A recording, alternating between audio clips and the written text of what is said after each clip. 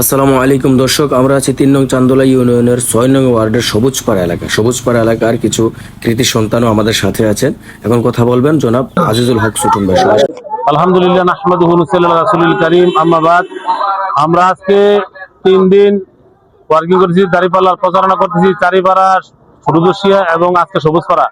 আলহামদুলিল্লাহ, আমরা ব্যাপক সারা পাচ্ছি। সকলের একই কথা, আমরা 54 বছর 3টা দলকে দেখেছি, বাকি আছে কি জামাত ইসলাম। এখন এই জামাত ইসলামকে দেখার বাকি। সবাই বলছে যে আমরা জামাত ইসলাম দেখবো, আমরা তো লোকগুলোকে শুধু চিনি ভালো মানুষ হিসাবে, কিন্তু তাদেরকে দায়িত্ব দিয়ে একটু দেখি তারা দায়িত্ব পালন করতে পারে।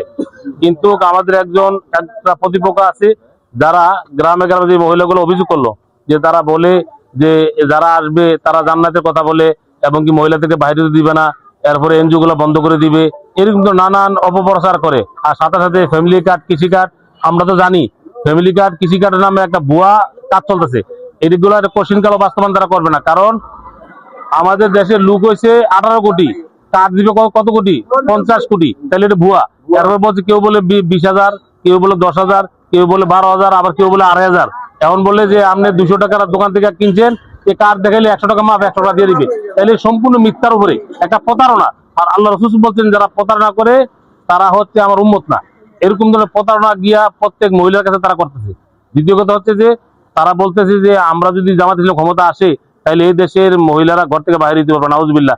জামাত ইসলাম ক্ষমতা আসলে এই দেশের মহিলারা ইজ্জত এবং সম্মান নিয়ে তাদের রাস্তাঘাটে চলাফেরা করতে পারবে ইনশাআল্লাহ। তারা ব্যবসা বাণিজ্য করবে, কোনো সমস্যা নাই। নবী করিম সাল্লাল্লাহু আলাইহি ওয়াসাল্লামের স্ত্রী, আমাদের এই জগতের গোটা উম্মতের মা হযরত খাদিজা রাদিয়াল্লাহু তাআলা আনহা, তিনি ব্যবসায়ী ছিলেন, বড় ব্যবসায়ী ছিলেন এবং অসংখ্য মহিলা সাহাবারা তারা ব্যবসা করেছেন। এই জন্য জামাত ইসলাম ক্ষমতা আসলে মহিলাদেরকে পড়াশোনা করতে দিবে না, তাদেরকে চলাফেরা করতে দিবে না। এইগুলো একটা ভুয়া প্রচার, মিথ্যা অপপ্রচার। আমরা ইনশাআল্লাহ সবাই সজাগ থাকবো। তারাও বলছে যে আমরা সজাগ আছি। কিন্তু আমরা তো 54 বছর দেখছি এই লোকগুলো আমাদেরকে এইভাবে প্রতারণা করছে। হাজার হাজার কোটি টাকা নিয়ে এই দেশ থেকে পাচার করে বিদেশ নিয়ে গেছে, যারা বেগম পাড়া বানাইছে। ইনশাআল্লাহ দাঁড়িপাল্লার বিজয় হবে ইনশাআল্লাহ।